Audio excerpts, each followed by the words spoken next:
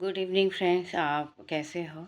2 दिन जो आपका गैप हुआ है उसको मैं जल्दी ही कवर कर दूंगी। एक्चुअली मैं हॉस्पिटल में थी अपने रिलेटिव्स के साथ। तो चलिए और जो है कि इसको ख़त्म कर दिया जाए। हर्षवर्धन और दक्षिण का राजवंश।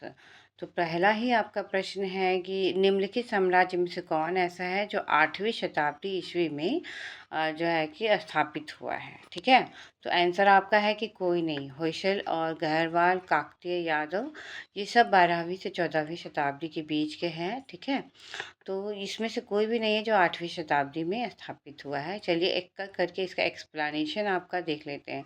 सबसे बड़ी चीज़ है कि सिर्फ क्वेश्चन का आंसर नहीं पढ़ना है, इसका एक्सप्लेनेशन देखना है कि जिससे आपका पूरा सिलेबस ही कवर हो जाए, साथ साथ में आपका सारा रिवीजन भी होता जाए। आप नोट्स बना सकते हो, जैसे हर्षवर्धन के बारे में आप पहले से पढ़ के आओगे, बाद में आप यहाँ पे क्वेश्चन आंसर के जरिए आप रिवीजन कर लोगे मेरे साथ। ठीक है, तो चलिए पहला ही प्रश्न है। होयसल राजवंश जो है वो 10वीं से 14वीं शताब्दी में वर्तमान कर्नाटक के एक महत्वपूर्ण हिस्से पर शासन किया। होयसल ने शुरू में बेलूर में अपनी राजधानी स्थापित की थी। होयसल राजवंश ने बाद में इसकी राजधानी बेलूर से हलेबीडु हो गई थी। ठीक है, गहरवाल राजवंश, ये प्रतिहार साम्राज्य के विघटन के बाद उत्तरी भारत में कई राजपूत राज्य जब उभरे थे। प्रतिहार साम्राज्य के विघटन के बाद कई राजपूत राज्य उभरे थे। उसी समय में कन्नौज के जो गढ़वाल थे वो 12वीं से 13वीं शताब्दी, मालवा के परमार और अजमेर के चौहान सबसे प्रमुख थे इसमें। तो ये भी 12वीं से 13वीं है, तो ये 8वीं है नहीं। काकतीय राजवंश बहुत चर्चा में रहा है, आपको पता है। रामप्पा मंदिर भी चर्चा में रहा है। क्यों चर्चा में रहा है, थोड़ा सा पढ़ते वक्त भी थोड़ा सा याद करने की कोशिश कीजिए। क्योंकि 12वीं शताब्दी और 14वीं शताब्दी में काकतीय राजवंश का उदय हुआ। वर्तमान तेलंगाना और आंध्र प्रदेश का जो क्षेत्र है हमारा, वो काकतीय राजवंश का है। ठीक है, तेलंगाना और आंध्र जो है तेलंगाना और आंध्र प्रदेश। ठीक है, उसकी राजधानी तेलंगाना में वारंगल थी। वारंगल के पास क्या है, हजार स्तंभ मंदिर और रामप्पा मंदिर में काकतीय युग की वास्तुकला की विशिष्ट शैली देखी जा सकती है। तेलंगाना में जो वारंगल थी उसकी राजधानी थी काकतीय राजवंश की। और यहाँ वारंगल के पास ही एक हजार स्तंभ मंदिर और रामप्पा मंदिर में काकतीय युग की वास्तुकला की विशिष्ट शैली थी जो यहाँ पे देखने को मिलती है। यादव वंश में आते हैं हम लोग। यादव वंश ने 12वीं से 14वीं शताब्दी में शासन किया और इसका क्षेत्र वर्तमान भारतीय राज्य महाराष्ट्र था। यादव वंश जो है वो 12वीं से 14वीं शताब्दी तक था और महाराष्ट्र इसका क्षेत्र है। ये नहीं समझना कि यादव है तो उत्तर भारत होगा, यूपी बिहार होगा, नहीं, ये महाराष्ट्र क्षेत्र में थे। और कल्याणी के पश्चिमी चालुक्यों के ये सामंत थे। कल्याणी के पश्चिमी चालुक्य के सामंत थे। भीलमा के अधीन यह राजवंश दक्कन में सर्वोच्च बन गया, जिसने देवगिरी को अपनी राजधानी के रूप में स्थापित भी किया। इसलिए आंसर डी है कि कोई नहीं होगा। ठीक है, नेक्स्ट क्वेश्चन हम लोग आते हैं, इसको एक बार देख लीजिए आप लोग। ये जो 8वीं शताब्दी में है ना, वो तो ऊपर ऑप्शन में सब 8वीं शताब्दी का नहीं था। ये राष्ट्रकूट, पाल, प्रतिहार, ये सभी जो है 8वीं शताब्दी के हैं। जो हम लोग त्रिपक्षीय संघर्ष पढ़ते हैं ना, भूल गए? तो राष्ट्रकूट 735 है लगभग, पाल 750, प्रतिहार 725 और सिंध में अरब शासन जो हुआ था 711। राष्ट्रकूट का दंती दुर्ग, पाल, गोपाल, प्रतिहार का नागभट्ट प्रथम और सिंध में अरब शासन मोहम्मद बिन कासिम के समय में हुआ था। ठीक है, 54 नंबर प्रश्न हम लोग आते हैं। देखो, भारत की यात्रा करने के समय जो हेनसांग है वो कुछ अपना भारत के दशा और संस्कृति के बारे में वर्णन किया है और कहता है कि कौन सा कथन सही है। तो आंसर आपका 2 और 3 है। बाकी पहला प्रश्न आपका सही नहीं है, क्योंकि जो है पूरी तरीके से सुरक्षित हमारा सड़क और नदी मार्ग नहीं था उस टाइम में। खुद हेनसांग को ही 2 बार लूटा गया था, मतलब उसके साथ भी लूटमार हुआ था। ठीक है, बाकी दो कथन कौन कौन से हैं कि अपराध के लिए दंड का प्रश्न है तो अग्नि, जल और विष के द्वारा सत्य परीक्षा किया जाना ही किसी भी व्यक्ति की दोष को मतलब बताता था। अग्नि क्या मतलब, मुझे लगता है ना आग पे चलना पड़ता था क्या अपराधों के दंड के लिए? अगर पैर नहीं जले तो आप दोषी नहीं हो। व्यापारियों की नौ घाटों और नौकों पर शुल्क देना पड़ता था। तो हाँ, वहाँ पे तो मतलब व्यापारी तो थे ही, तो शुल्क देना पड़ता था उनको, अनिवार्य रूप से शुल्क देना था, एंट्री फीस देने पड़ती थी। ठीक है, 54 नंबर प्रश्न आपका हो गया। 55 में आते हैं हम लोग। भारत ने दक्षिण पूर्व एशिया के साथ जब अपना सांस्कृतिक और व्यापारिक संबंध बनाए तो बंगाल की खाड़ी से ही क्यों बनाए और उसके पीछे का कारण क्या है? मतलब ऐसा विश्वसनीय कारण बताइए जो सबसे ज़्यादा उत्कृष्ट हो। तो यूपीएससी ने तो सी माना है, उन्होंने ज्योग्राफिकल जो थाउट है उनका उसको लेते हुए सी माना है। बाकी ए बी और डी, जो ए बी भी सही ही है, मतलब ये आंसर में लिखा हुआ है एक्सप्लेनेशन में। चलिए हम लोग इसको पढ़ते हैं। पहला ऑप्शन आपका है कि प्राचीन काल और मध्यकाल में भारत के पास दूसरों की तुलना में अति उत्तम पोत निर्माण तकनीकी उपलब्ध थी। क्या ये सही है? क्या ये सही लगता है आपको? प्राचीन काल और मध्यकाल में भारत के पास दूसरों की तुलना में अति उत्तम पोत निर्माण की तकनीक थी। हम्म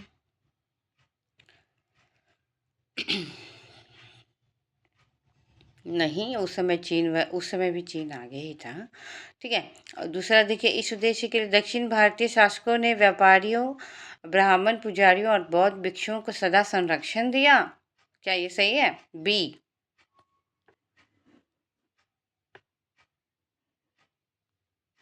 हाँ, ये सही है बी। लग तो रहा है कि सभी सही है, बट सी को बहुत ज़्यादा वो दिया गया है ना। ठीक है, वेटेज दिया गया और यूपीएससी ने इसको सही आंसर माना है। बी में है कि दक्षिण भारतीय शासकों ने हमेशा व्यापारियों और भिक्षुओं को ज्ञान बुद्धि के कारण संरक्षण दिया और बाहरी दुनिया के बारे में उनके ज्ञान और भारी अनुदान और भूमि जारी की गई थी। बाहरी दुनिया के बारे में जब उनके लिए किया गया था। ये चोल, पल्लव और श्री विजय साम्राज्य के व्यापार और सांस्कृतिक आदान प्रदान के सही संरक्षण के कारण मजबूत समुद्री संबंध भी थे। ठीक है, तो ये सारा कारण है। ठीक है। 55 56 में हम लोग आते हैं। राष्ट्रकूट साम्राज्य की नींव किसने रखी थी? दंती दुर्ग ने रखी थी। अमोघ वर्ष जो है प्रथम राष्ट्रकूट साम्राज्य के सबसे महान शासकों में से एक थे। राष्ट्रकूट साम्राज्य में थे अमोघ वर्ष।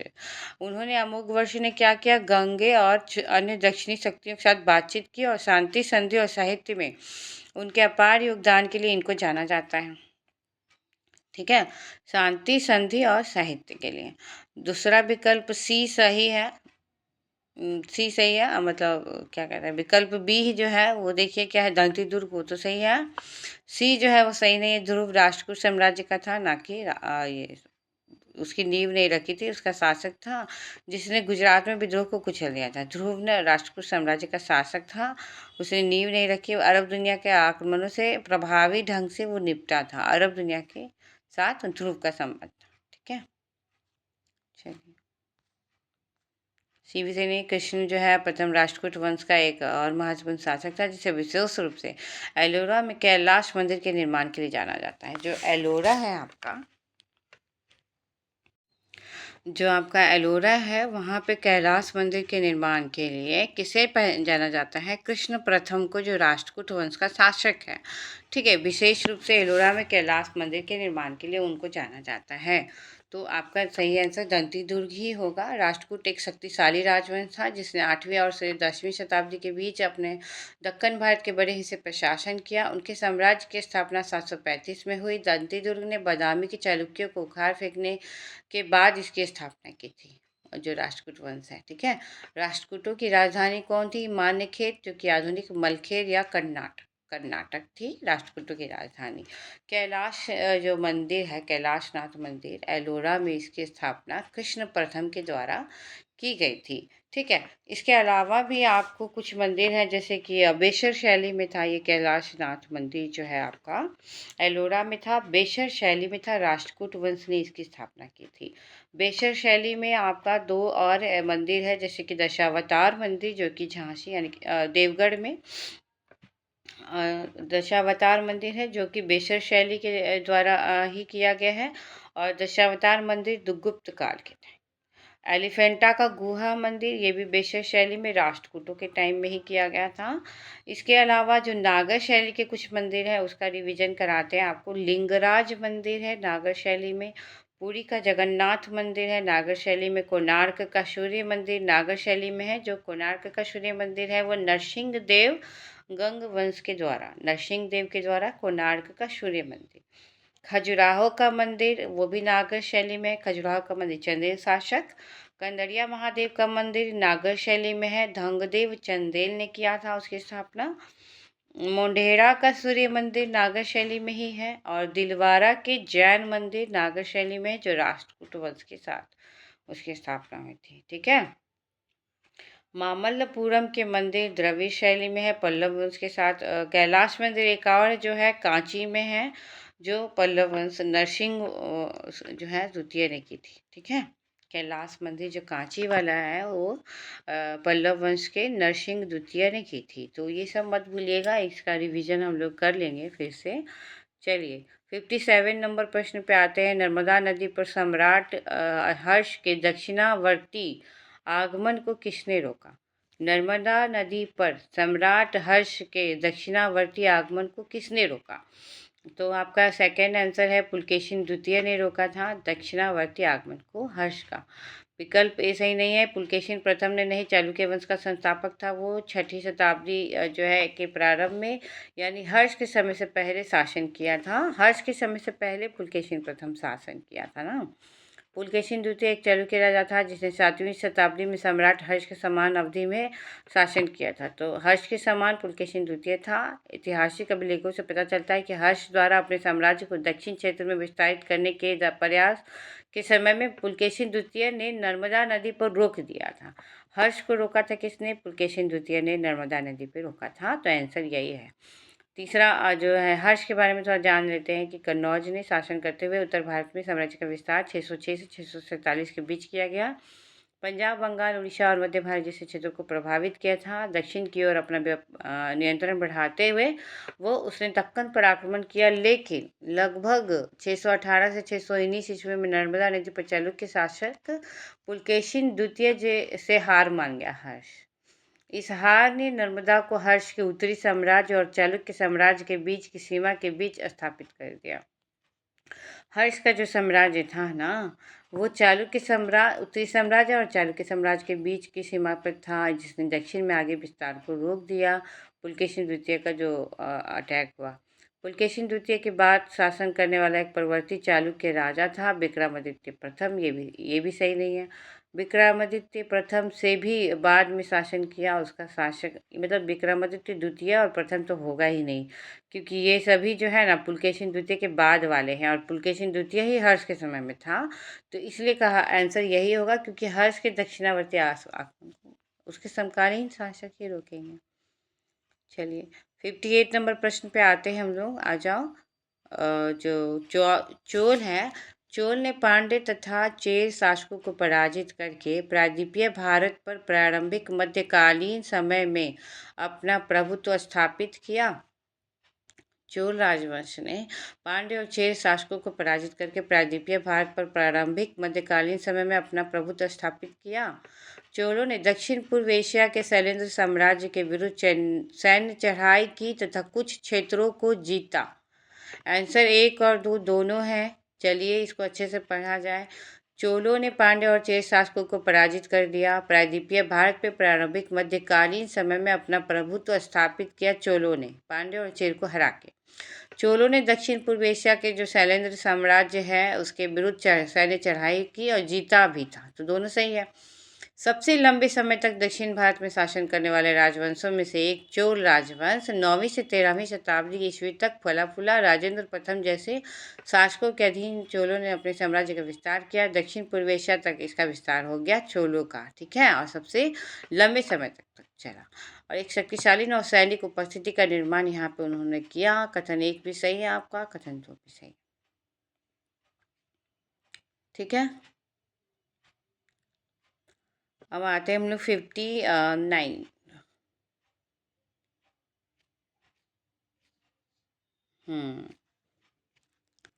नो सॉरी, इसका एक्सप्लेनेशन देख लीजिए 2 का। चोल अपनी नौसैनिक शक्ति और समुद्री व्यापार के लिए भी जाने जाते थे। उनकी नौसैनिक शक्ति अच्छी थी, समुद्री व्यापार था। दक्षिण पूर्व एशिया के साथ अभियान चलाए थे उन्होंने, और नौसैनिक अभियानों ने चोल प्रभाव को श्रीलंका, मालदीव, इंडोनेशिया जैसे क्षेत्र को बढ़ाया।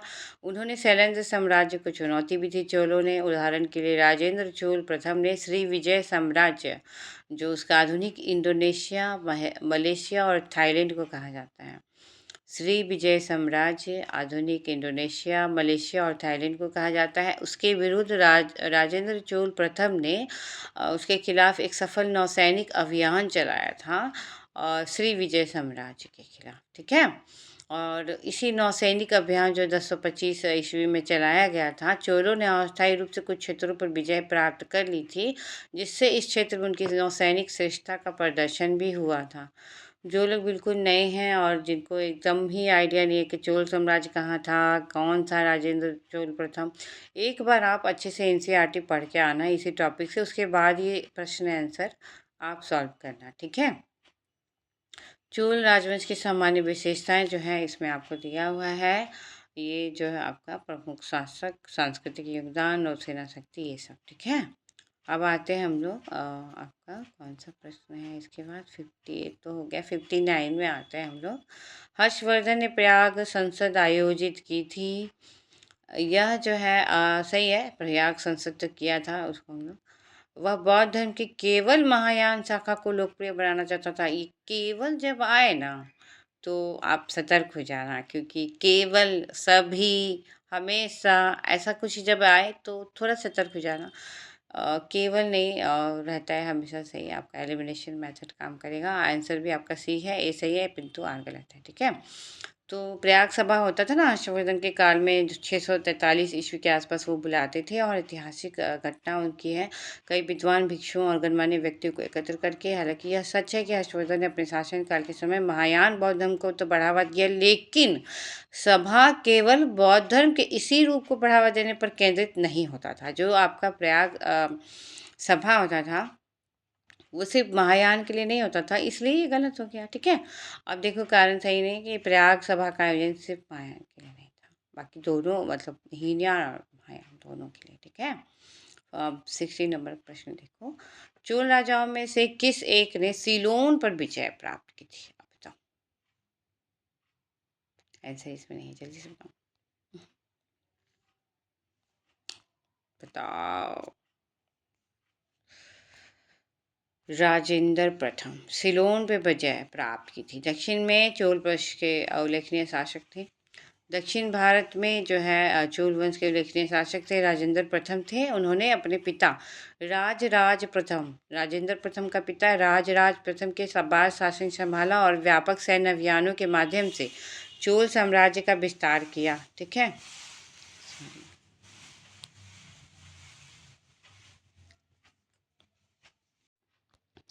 तो ये आपका जो है राजेंद्र प्रथम के बारे में है कि चोल वंश के उल्लेखनीय शासक थे ये, और राजराज प्रथम के बाद शासन इन्होंने संभाला, ठीक है। तो आंसर सी है आपका, ए डी गलत है, क्योंकि आदित्य प्रथम विद्यालय चोल का पुत्र था। आदित्य प्रथम ने चेरों के साथ राजनयिक संबंध बनाए रखे।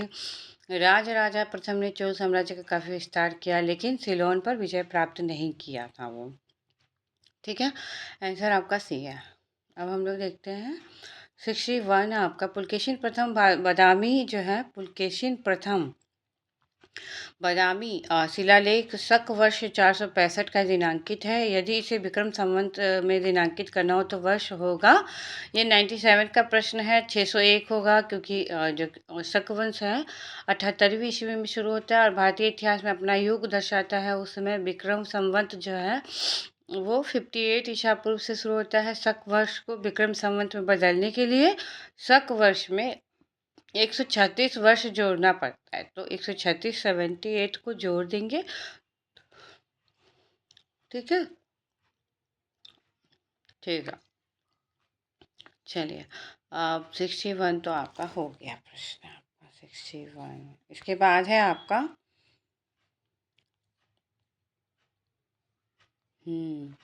इसके बाद है प्राचीन कला, साहित्य और संस्कृति, ये आपका टॉपिक है, ठीक है।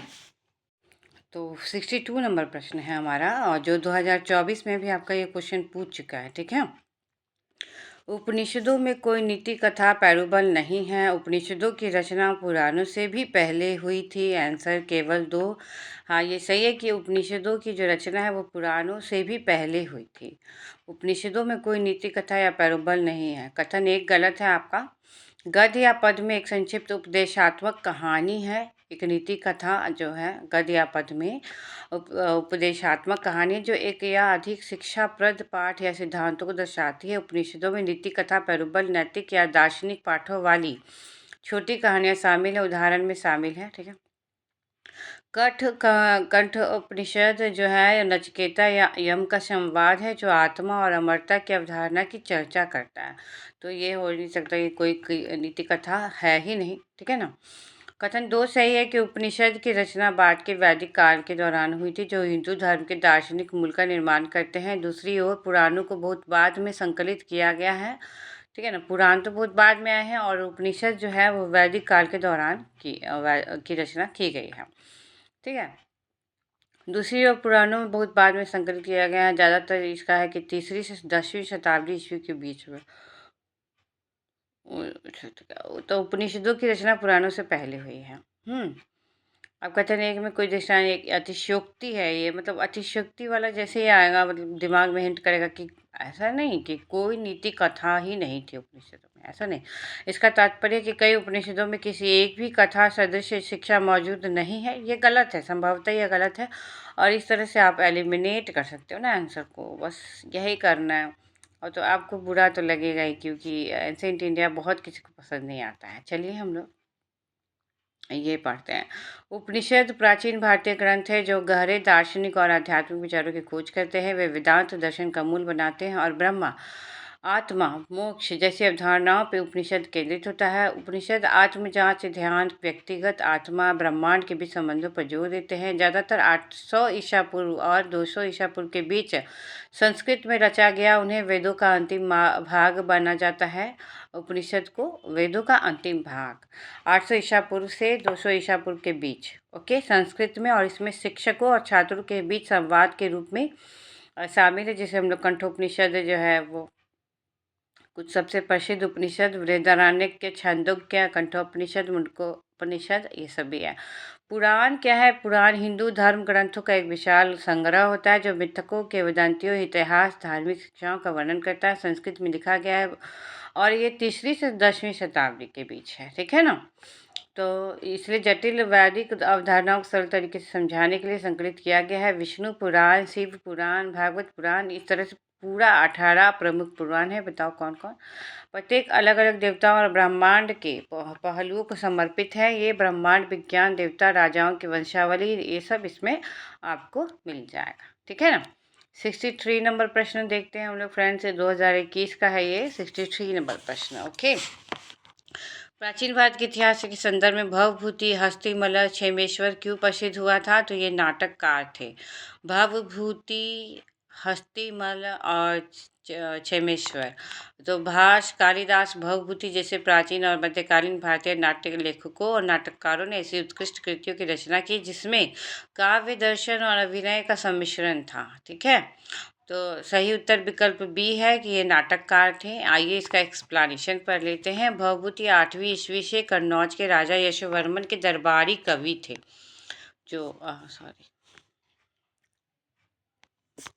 जो भवभूति थे ना वो 8वीं ईस्वी में कन्नौज के जो राजा हैं यशोवर्मन के दरबारी कवि थे। कौन? भवभूति थे जो 8वीं ईस्वी में, ठीक है, कन्नौज के राजा यशोवर्मन के दरबारी कवि थे। उनके द्वारा लिखित नाटकों में जो भवभूति जो हैं यशोवर्मन के दरबारी कवि थे। याद करवा रही हूँ। महावीर चरित्र, उत्तम चरित्र, मालती माधव, ये सब भवभूति का है। कौन कौन? महावीर चरित्र, उत्तम चरित्र, मालती माधव। भवभूति जो है संस्कृत में लिखे गए अपने नाटक, कविताओं के लिए विख्यात होते थे। भवभूति संस्कृत में लिखे गए अपने नाटक, कविता के लिए विख्यात थे। उनके नाटकों को कालिदास की रचनाओं के बराबर मानते हैं हम लोग। उन्हें उदंबरा ब्राह्मण के रूप में वर्णित किया गया है। भवभूति को उदुम्बरा ब्राह्मण, ठीक है।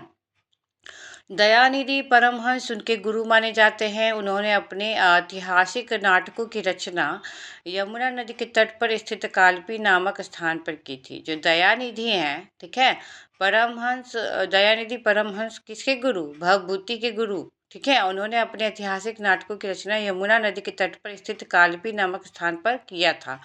हस्तिमल होयसल के शासनकाल में दौरान एक कन्नड़ कवि और नाटककार है, जो कि ऑप्शन में आपको दिया है ना। तो हस्तिमल जो है इस समय में नाटककार है। प्राचीन भारत का बात हो रहा है। भवभूति, हस्तिमल और क्षेमेश्वर का बात हो रहा है। तो हस्तिमल कौन थे? होयसल के शासनकाल के दौरान कन्नड़ कवि और नाटककार है। भवभूति कौन थे? बताओ, संस्कृत में, और ये कन्नड़ थे। क्षेमेश्वर भारत में कश्मीर के 11वीं शताब्दी के संस्कृत कवि थे। क्षेमेश्वर कौन थे? भारत में कश्मीर के 11वीं शताब्दी के संस्कृत कवि थे। ठीक है, संस्कृत। उन्हें उनकी काव्य रचनाओं और संस्कृत कविता के विकास में योगदान देने के लिए जाना जाता है। उनकी महत्वपूर्ण रचनाओं में से एक दशावतार चरित्र है। दशावतार चरित्र किसका है? क्षेमेश्वर का है। ठीक। प्राचीन भारत के इतिहास के संदर्भ में 64 है ना। हाँ, प्राचीन भारत के इतिहास के संदर्भ में निम्नलिखित कथनों पर से विचार कीजिए कि कौन सही है। अब बताओ कौन सही है, बताओ बताओ कि कौन सही है। प्राचीन भारत के इतिहास के संदर्भ में कौन सही है? मिताक्षरा उच्च जाति की सिविल विधि थी और दायभाग निम्न जाति की सिविल विधि थी। ऐसा तो हम लोग कहीं नहीं पढ़े। मिताक्षरा व्यवस्था में पुत्र अपने पिता के जीवन काल में ही संपत्ति पर अधिकार का दावा कर सकते थे, जबकि दायभाग व्यवस्था में पिता की मृत्यु के उपरांत ही पुत्र संपत्ति पर अधिकार का दावा कर सकते थे। हाँ, ये तो सही लग रहा है। मतलब पिता के जीवन काल में संपत्ति पर अधिकार का दावा करते थे मिताक्षरा व्यवस्था में, और दायभाग में पिता की मृत्यु के बाद। ये सही लग रहा है। मिताक्षरा व्यवस्था किसी परिवार के केवल पुरुष सदस्यों के संपत्ति संबंधी मामलों पर विचार करती है, जबकि दायभाग जो है वो पुरुष एवं महिला दोनों पर करती है। आंसर देखते हैं हम लोग। आंसर आपका बी है, यानी कि केवल 2 सही है। वही दायभाग पिता की मृत्यु के बाद संपत्ति का बात करेगा, और मिताक्षरा पिता के जीवन काल में करेगा। ठीक है, बाकी सब गलत है। मिताक्षरा ऊंची जाति और दायभाग निम्न जाति, ऐसा कुछ नहीं है। और मिताक्षरा में केवल जहाँ आए बस दिमाग को एकदम हिंट कर देना, ये बहुत ज़्यादा जो है कि इजीली आपको रिमूव कर सकते हैं आप, जो गलत आंसर है। ठीक है। और निम्न जाति जो है दायभाग निम्न जाति की सिविल विधि थी। ये भी अतिशयोक्ति लग रहा है नहीं। चलो ना, इसको पढ़ते हैं हम लोग। हाँ, मिताक्षरा और दायभाग के बीच का अंतर जाति या निम्न या उच्च जाति की बात नहीं है। यह हिंदू कानून के क्षेत्रीय रूपांतरों पर आधारित थी। मिताक्षरा भारत के अधिकांश हिस्सों में प्रचलित था, जबकि दायभाग का पालन सिर्फ मुख्य रूप से दायभाग जो है बंगाल और असम में। ठीक है। दूसरा ऑप्शन से देखते हैं हम लोग ना, वो दोनों हिंदू कानूनी किताब है। संपत्ति और विरासत के अधिकार का निर्धारण करती है। मिताक्षरा को 11वीं शताब्दी के अंत में कल्याणी चालुक्य दरबार के विद्वान विज्ञानेश्वर ने लिखा था। मिताक्षरा को किसने लिखा? विज्ञानेश्वर ने लिखा। ये तो पता है, पर कब लिखा? 11वीं शताब्दी के अंत में कल्याणी चालुक्य के दरबार का विद्वान थे। ये 11वीं शताब्दी में लिखा। ठीक है, कल्याणी चालुक्य के दरबार थे विज्ञानेश्वर। दायभाग को बंगाल के 12वीं शताब्दी के विद्वान जीमुत वाहन ने लिखा। दायभाग किसका है? जीमुत वाहन का है, जो कि 12वीं शताब्दी के विद्वान थे बंगाल के। ठीक है। मिताक्षरा प्रणाली में बेटे जन्म से ही पैतृक संपत्ति का अधिकार प्राप्त करते हैं, जिसका अर्थ है पिता के जीवन काल के दौरान संयुक्त परिवार की संपत्ति उनका हिस्सा होता है। दायभाग में पिता की मृत्यु के तक बेटों को संपत्ति पर अधिकार नहीं होता था। मतलब इसमें क्या है कि जब तक मृत्यु पिता की ना हो जाए संपत्ति पर अधिकार नहीं है। ये दायभाग जो है सिविल विधि थी, एक तरह से कानूनी किताब। और मिताक्षरा में क्या है कि बेटे जन्म से ही पैतृक संपत्ति पर अधिकार प्राप्त कर लेते हैं। ठीक है। तीसरा भी गलत है। मिताक्षरा प्रणाली ऐतिहासिक रूप से पुरुष वंशजों के पक्ष में थी, जिसमें हिंदू उत्तराधिकार अधिनियम 2005 के बाद ही महिलाएं सह उत्तराधिकारी बन गई। इसके विपरीत जो दायभाग प्रणाली महिलाओं को अपेक्षाकृत बेहतर संपत्ति अधिकार प्रदान करती है, जिसमें पुरुष महिला दोनों के लिए। ठीक है। मिताक्षरा केवल पुरुषों के संपत्ति अधिकार के मामलों से संबंधित है, बल्कि क्योंकि पति और बेटे द्वारा संपत्ति का बंटवारा करने पर पत्नी को हिस्सा लेने की अनुमति है। आप देखिए, ये 65 नंबर प्रश्न। प्राचीन भारत के विद्वान साहित्यकार के संबंध में कौन सा सही है? तो आंसर आपका केवल 3 है, यानी कि कालिदास चंद्रगुप्त द्वितीय से संबंधित है। सही है। पाणिनि पुष्यमित्र शुंग के से संबंधित नहीं है। अमर सिंह हर्षवर्धन से संबंधित नहीं है। पाणिनि जो है वह पुष्यमित्र शुंग के समय में नहीं था, क्योंकि वो चौथी शताब्दी ईसा पूर्व के आसपास रहते थे, जबकि पुष्यमित्र शुंग तो पाणिनि के समय के बाद, यानी कि 185 ईसा पूर्व के आसपास शुंग वंश की स्थापना किए थे। तो थोड़ा सा शंख बज रहा है तो चलिए। तो ये है पुष्यमित्र शुंग ने पाणिनि के समय के बाद आए हैं, वो 185 ईसा पूर्व के आसपास शुंग वंश की स्थापना की थी। पाणिनि अपनी रचना अष्टाध्यायी के लिए सबसे प्रसिद्ध है, जो संस्कृत व्याकरण पर एक ग्रंथ है। कथन दो सही नहीं है। अमर सिंह एक संस्कृत व्याकरणाचार्य और कवि थे, जो प्राचीन भारत में अमर सिंह विक्रमादित्य के दरबार को सुशोभित करने वाले 9 रत्नों में से एक थे। तो इसलिए वो हर्षवर्धन से तो रिलेटेड नहीं थे। और हेन संघ के वृत्तांत के अनुसार यह माना जाता है कि चंद्रगुप्त विक्रमादित्य जो है, वो चंद्रगुप्त द्वितीय जो है, उन्होंने 375 ईसा पूर्व में जो है कि ये किया था शुरू, नवरत्न वाला। अमर सिंह अपने संस्कृत शब्दकोश, उनका है अमर कोश, के लिए प्रसिद्ध भी हैं। कालिदास सही है कि एक प्रसिद्ध शास्त्रीय संस्कृत लेखक थे, और उन्हें भारतीय इतिहास के महानतम कवियों और नाटककारों में से एक माना जाता है। कालिदास जो है उनको, ठीक है, उन्होंने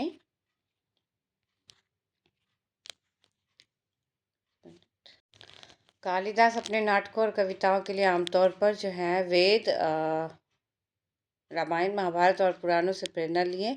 कालिदास ने 3 नाटक लिखे: मालविका, अग्निमित्रम, अभिज्ञान शकुंतलम, वृकमोष्यम, ये सभी। कालिदास के 2 महाकाव्य रघुवंशम, कुमार संभव, कालिदास और अमर सिंह चंद्रगुप्त द्वितीय उर्फ चंद्रगुप्त विक्रमादित्य के 9 रत्नों में से थे। तो आंसर आपका सी है, ठीक है, सॉरी बी है, सॉरी सॉरी 65 का सी आंसर है, केवल 3 कालिदास वाला, ठीक है। चलो 66 नंबर प्रश्न हम लोग देखते हैं। ज़्यादा बड़ा नहीं है, इसके बाद जो टॉपिक आएगा तो छोड़ देंगे हम लोग, ये तो वीडियो काफ़ी लंबा हो जाएगा। सही में ये लंबा हो रहा है, क्योंकि अब छोड़ देते हैं। हाँ, मध्यकालीन भारत तक कर ही लेते हैं इसको। आप लोग थोड़ा सा धैर्य रखिए, आपका आज खत्म होने वाला है प्राचीन भारत, ठीक है ना, जो आपको बहुत ही बोरिंग लगता है। मध्यकालीन भी बोरिंग लगता है ना, सिर्फ आधुनिक भारत अच्छा लगता है। तो चलिए चलते हैं। हम्म, चलो। भारत के सांस्कृतिक इतिहास के संदर्भ में इतिवृत्तों, राजवंशीय इतिहासों तथा वीर गाथाओं को कंठस्थ करना निम्नलिखित में से किसका व्यवसाय था?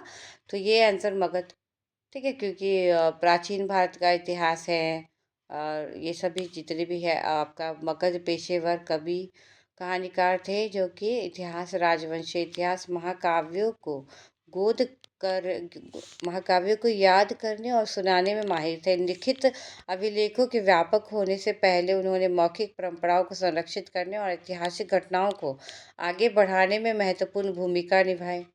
वे दरबारी परंपराओं से निकटता से जुड़े थे, जहां वे राजाओं और कुलीन परिवार की उपलब्धियों का वर्णन भी करते थे, ठीक है ना। तो इसमें कोई ये नहीं है, ए बी और सी सही नहीं है, बाकी डी तो सही है।